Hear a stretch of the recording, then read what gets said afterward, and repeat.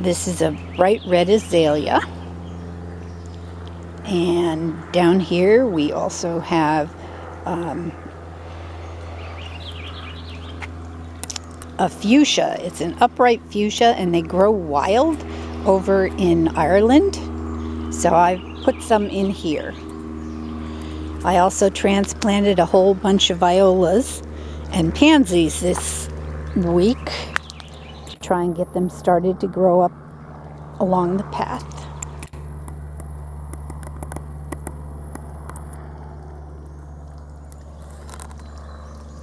But as you can see, excuse me, it is allergy season, so and I am allergic to all these gorgeous flowers, but I plant them anyway.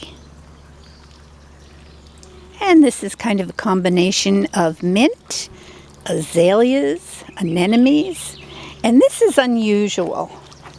Look at the difference in colors here. This is all off of one plant. There aren't two there. It's all one.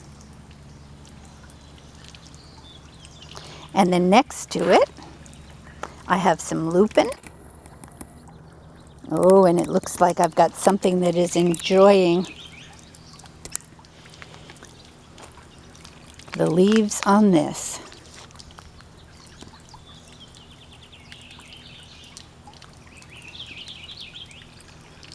But that's okay. They won't eat the flowers, just the leaves.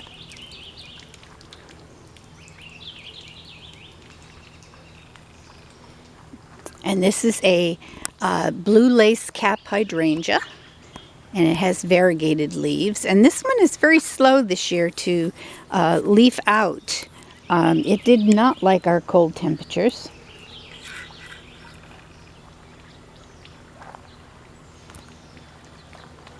So I will have to give it a little extra fertilizer and stuff. And I've got pinks. I've got the beautiful white rhodie. I wish that bloomed longer because I just love it.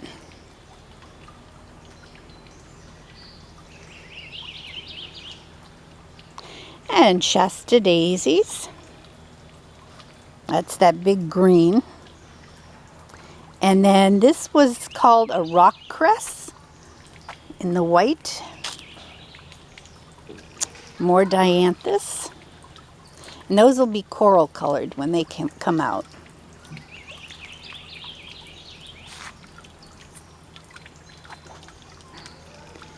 And up here, my white dogwood has decided to bloom. And it is just gorgeous cascades of white flowers. And every year it gets like this. It never disappoints. I do have some dead branches on my my meadow lilac or California lilac, whatever you want to call it. So I'm going to have to clip those. I had someone come and get 3 fish, which has taken a little bit of the strain off of the pond, or off of the fountain. But it's time to change the filter again and get everything all clean again.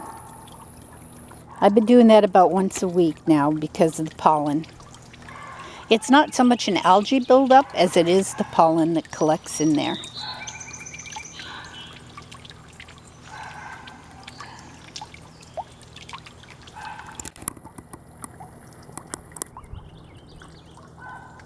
And hopefully you can hear these beautiful birds that are singing to us.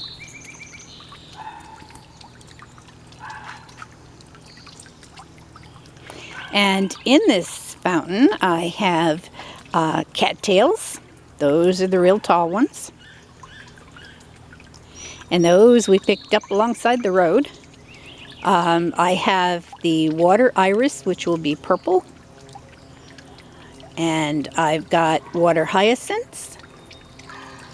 And coming up around the edges, where I've got them weighted down with rocks, I've got pond lilies, and those will eventually go out in the middle, and the fish will be able to hide under them from the sun, because our temperatures get pretty hot. And I also have some pickerel weed, and the pickerel weed is the more broad leaf there in amongst the irises. And because of the nitrogen in the fish's poop, I don't have to plant these in soil. These are just growing straight in the bottom. They're wedged down with rocks, and they just process the nutrients that are in the water. And they do very well every year, and they winter over. And this was a new fountain I had to put up this year. And I still have to wait till it gets really warm so that I can drain it down to about 6 inches and fix it so the lions are spouting their water. But my dogwood tree is very active with bees. Actually, everything's very active with bees. And over here, my pink azalea is saying goodbye. It's dropping its blossoms. More basket of gold over here.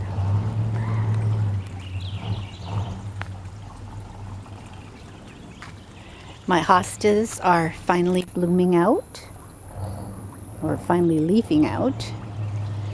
I divided those last year because they were getting so huge, and it doesn't even look like it.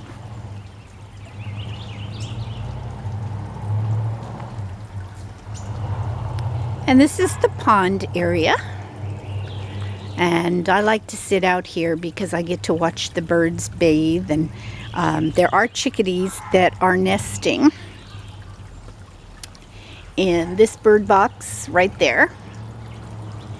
And I think they've about finished, because I sat out here yesterday and they weren't yelling at me to get out of the way. So I think they probably have hatched and flown the coop.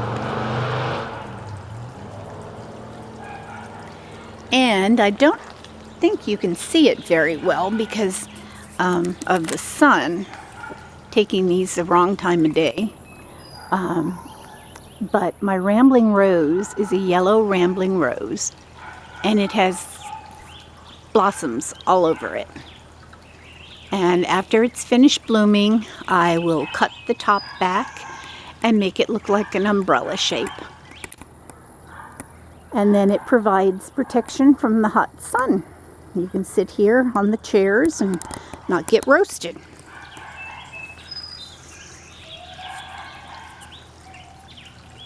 The red maple. I've got 2 different kinds of clematis on the back trellises there. One is a deep purple and the other one is an evergreen white. Some more azalea. My coreopsis in the yellow is saying goodbye for now. If I clip it back, which I will, it'll bloom up again. But the iberis doesn't. The iberis just turns green and makes a lush greenness out here. And I will cut that back so that it doesn't encroach on the pond.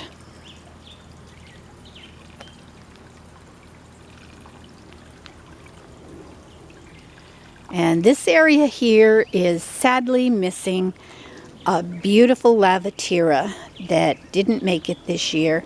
Was not aware that they only lived 5 years, and it gave me 7, so I was blessed. But it really tears me up because it was the most beautiful plant in the yard. And I can't find really another one, and I don't want to plant another one if it's only going to live 5 years because I'm 73. At 78, I don't really want to be digging out a huge Lavender. So I'm going with a hibiscus, and that has been shipped We got notification on that yesterday that it has been shipped, but I think it's coming from like Illinois or Indiana, so it'll be a few more days before I can put that in. And I have a candy cane rose that's blossoming up. And another upright fuchsia, some wallflowers, and I forget what these are called. They're in the anemone family, but they're annuals. More azalea. That huge green patch over there is going to be loaded with purple phlox. Another hosta. I have some lavender that I put in this year. Lavender doesn't seem to do very well for me. I don't know whether I overwater it or what. I really don't water that much. So I doubt that it's the water issue. And then I've got my, there we are. There's my old bird bath that is now fully loaded with plants and doing very nicely. And just in the past couple of days, I've had my potentilla start blooming, and that'll be just a bunch of yellow, and that will stay blossoming throughout this summer.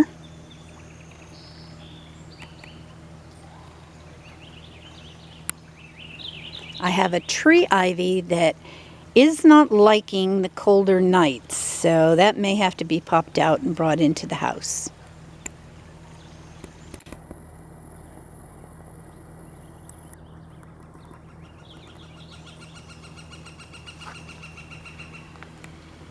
And these over here will be a purple pestamon.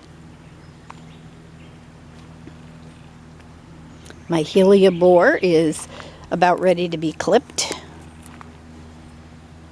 and let the hosta take over. And on this side, I have ginger mint. And ginger mint is funny because it has, it's variegated. And it actually tastes and smells of ginger and mint. So, I'm really happy that has come in so thick this year.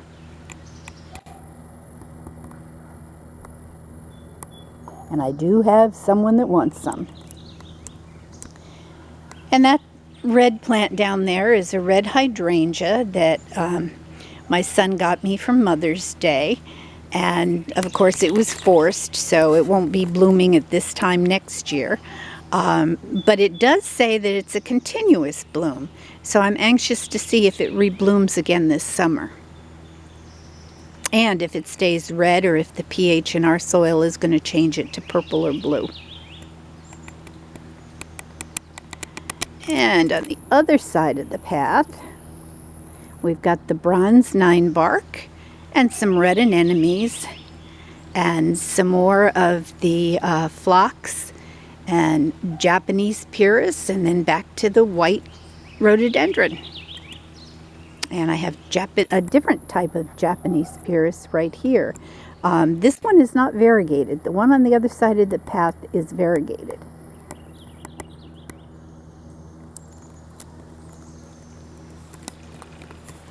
Now I'll take you to the back portion and then we'll finish up. This is a slightly longer one today because it's not raining. I'm not dodging the rain. And my red maple is doing famously this year. I've already clipped it back because I don't want it to overshadow the trellis, and it'll keep the clematis in the shade, but also give it the sun it needs.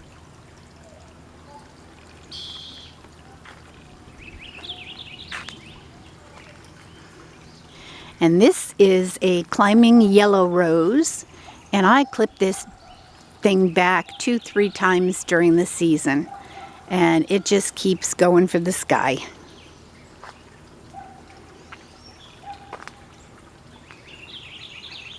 Some more azaleas.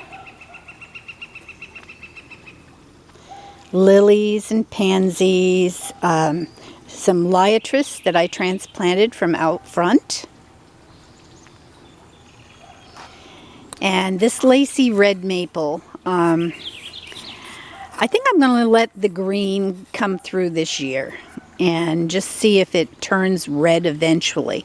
I've been told that it's from a graft and it's the original, and that it won't turn red. But we'll see. I'm going to give it a longer time this year. And I've got a pink double rose here alongside a white, more heirloom type rose, which did not like our weather. So it, once again, is one of the ones that's struggling in the garden. But everything takes time. I know there are some days that I struggle. And these are the hostas that I talked about separating last year, because they were just too big and overcrowding everything. And this year, here we are once again. And this is my knockout rose, and this is another one that has been struggling this year. And I'm just going to leave it, give it a little extra fertilizer and attention, and see what happens. Oh, and I hear lots of song coming from my lilacs. These are more white lilacs, and I've got some that are the purple in there.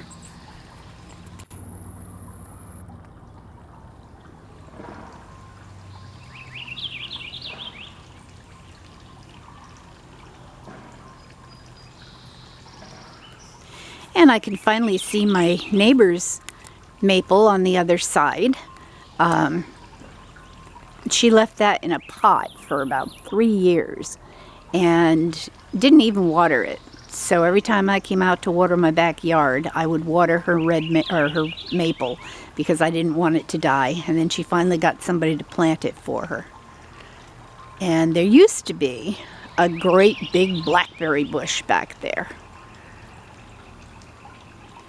And we've pretty much killed off the blackberry bush, and the maple has taken hold this year. So that'll be very pretty this fall.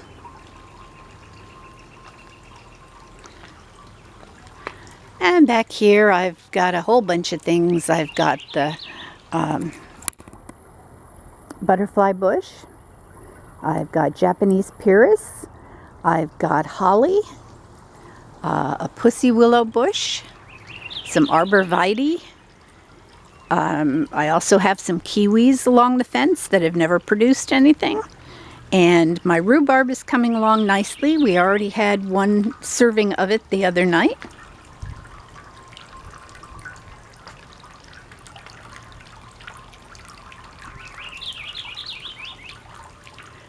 And that goes crazy every year. Chandra's banana trees are looking dead. I cautioned him that they were not good for this climate, but he insisted they were.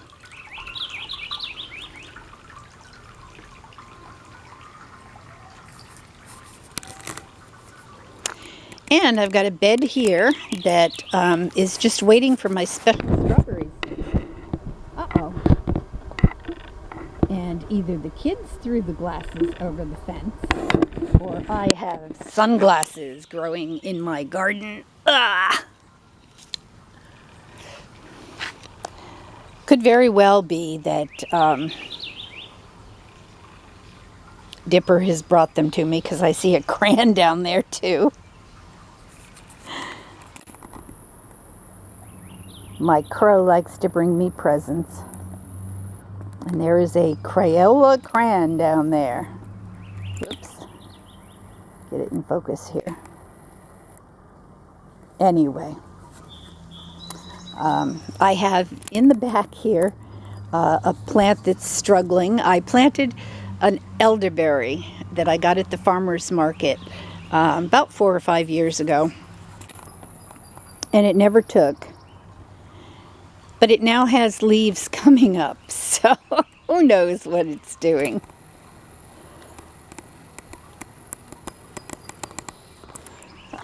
Some more pestamon that I will be deadheading.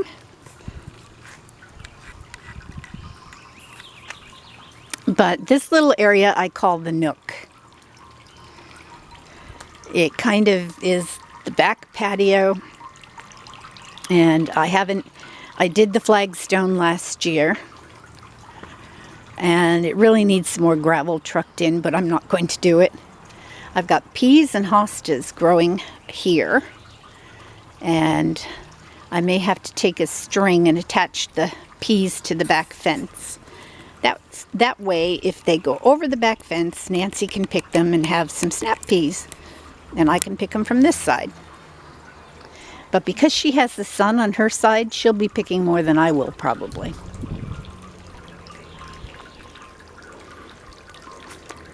And this is a pistache tree. And leaves on this are very different. I didn't think that this one was going to make it. But this is something Chandra saw, and he's gotten so he looks at a bunch of the online nursery sites, and he'll say, oh, I want this in the yard. And so, you know, if he wants it, I plant it. He orders it, he pays for it, I plant. But there's another white dogwood tree. And now you can see the two of them together there.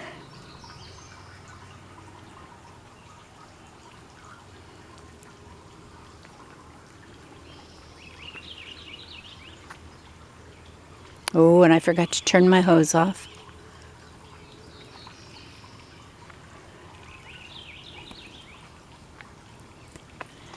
But the birds and bees seem to be loving everything.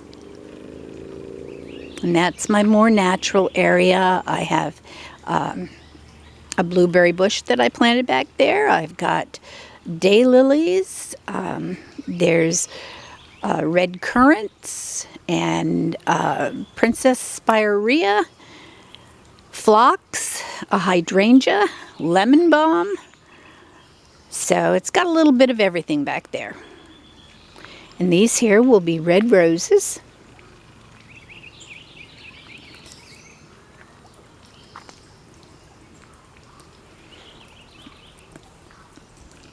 And I was using my wheelbarrow, so I didn't get it put away.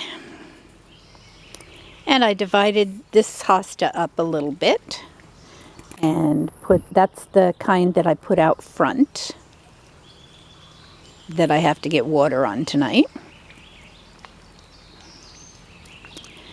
But that's pretty much it. Another red currant over here. Some more hostas. The things that look like weeds are actually, sorry, I had an ant on my hand, are actually black-eyed Susans and euchinasias.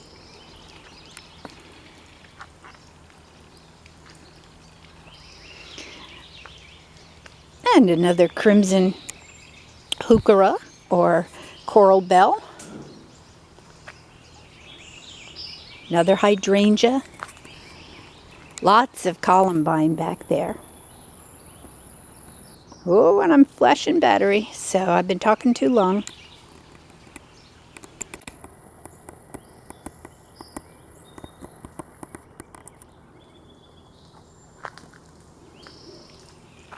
Well, I will say over and out from Lynn's garden in Port Orchard, Washington. And we will catch you again next weekend. And be sure to look for the shorter videos during the week of things that I've gotten accomplished. Thanks so much. Bye-bye.